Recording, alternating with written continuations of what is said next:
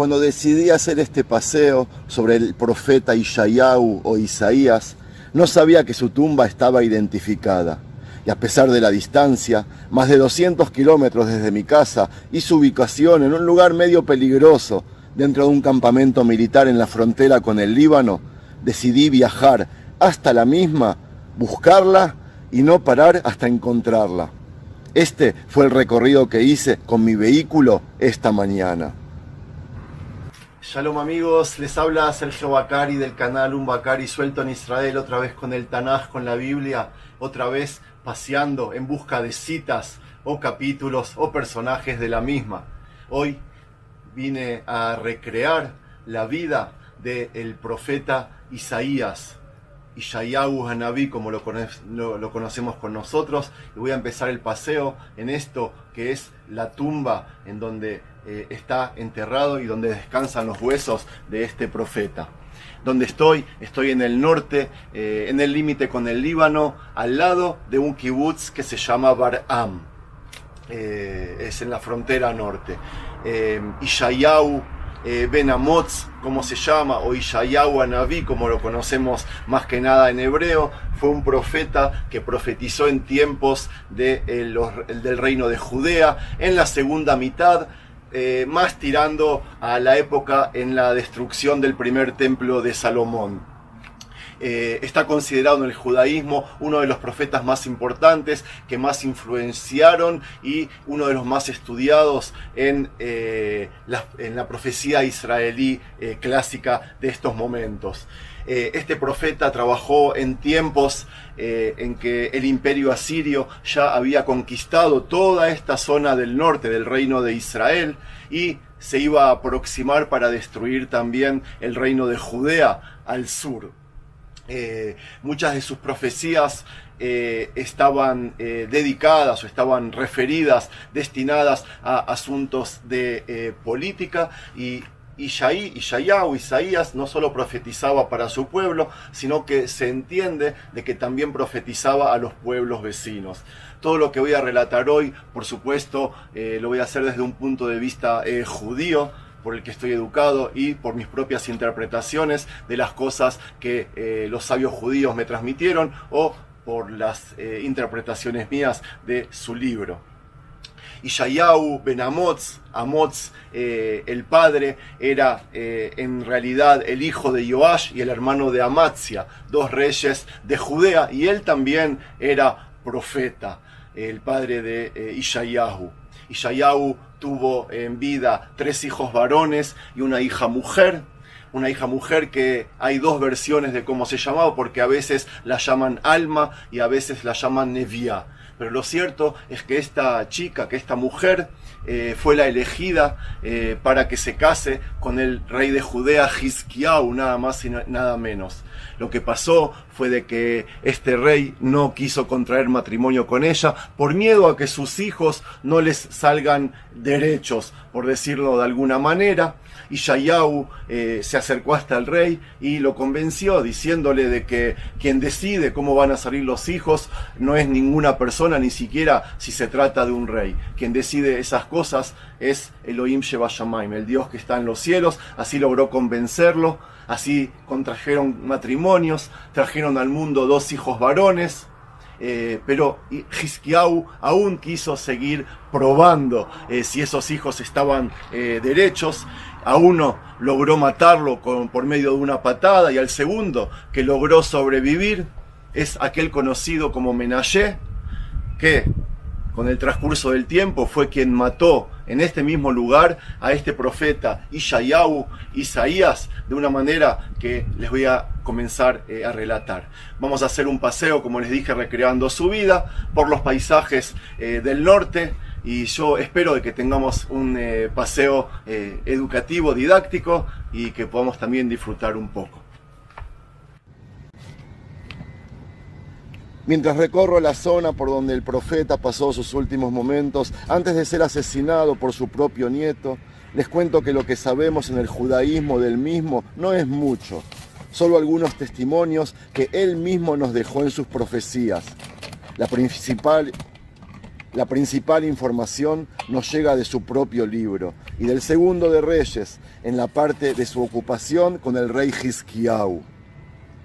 De las profecías de Yeshayahu entendemos que tenía una esposa y por lo menos 3 hijos llamados simbólicamente, como en toda la Biblia, Sha'ar-Yishuv, Ameinuel y Maher Shalal Hashbaz. Lo que les conté sobre su hija mujer lo aprendí de la Gemara, es decir, de interpretaciones de sabios judíos. Mientras camino por aquí, les cuento que el significado de su nombre es la salvación de Dios. Y ella, o Yeshua, es salvación, y Ya vendría a ser Dios. Y como todo personaje bíblico, es un nombre que se le dio después de conocer su vida. El profeta nació y vivió en Jerusalén. ¿Cómo sabemos esto? Porque en las Escrituras solo se describe el lugar del nacimiento del profeta cuando era fuera de Jerusalén. Por ejemplo, el profeta Irmiyahu o Jeremías, que nació en Anatot. Y el de Yeshayahu no está escrito.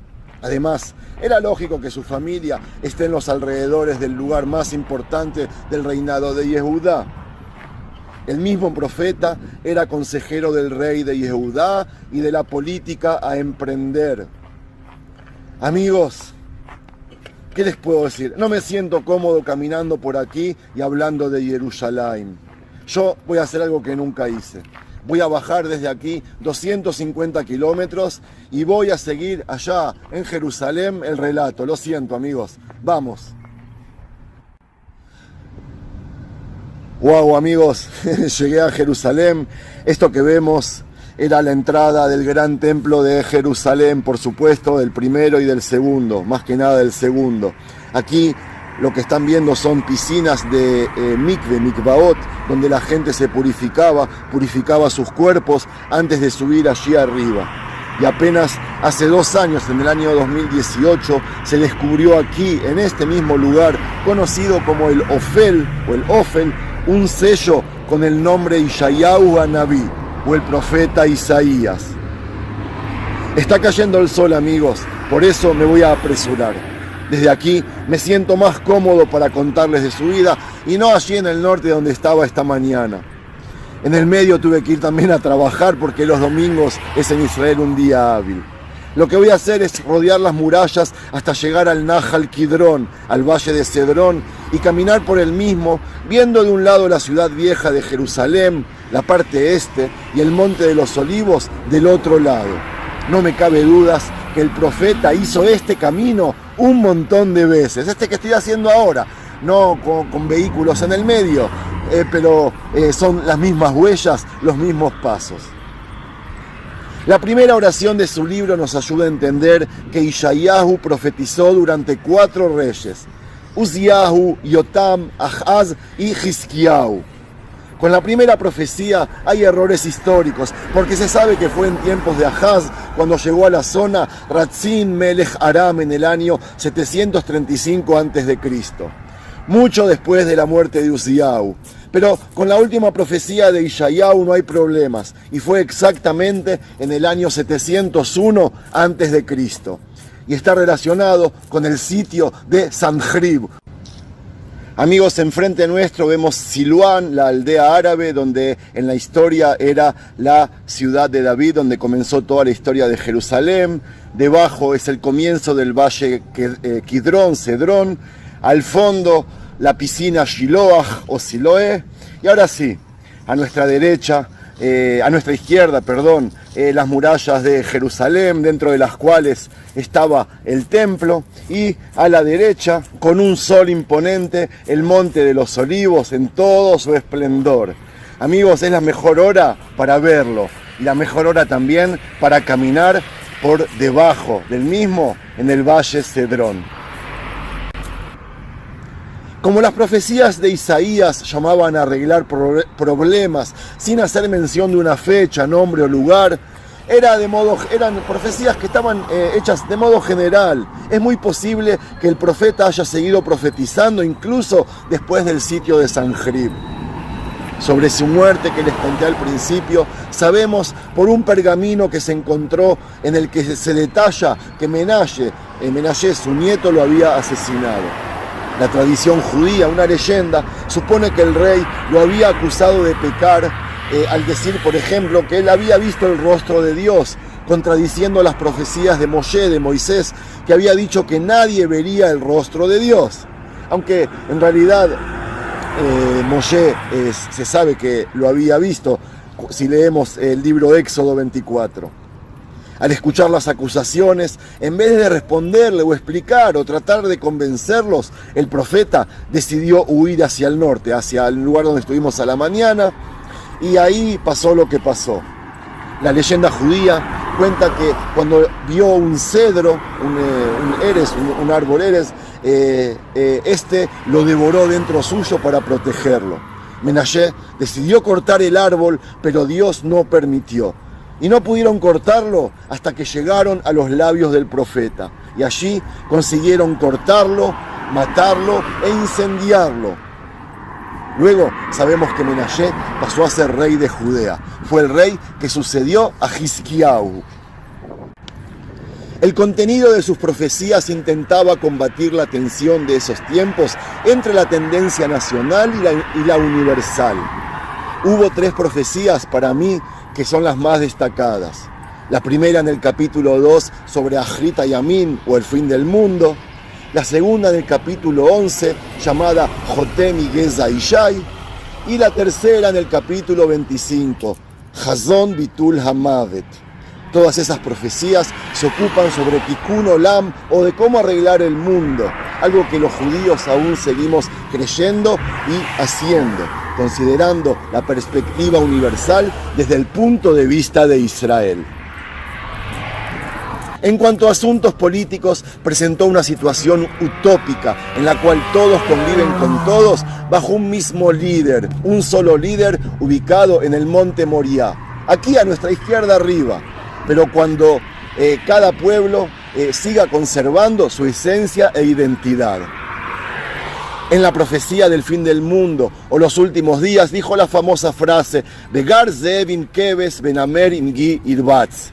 No habrá más guerras, dijo el profeta. Loi Gaú Veloi Ashhitu Bekol Arkochi. ¿Cuándo sucederá esto? Cuando reine en Israel el Mesías que vendrá de la dinastía de David. Dijo que habrá milagros como los que hubo cuando salimos de Egipto. La naturaleza se transformará, se abrirán mares y ríos para que todos los hijos de Israel puedan retornar a la tierra prometida.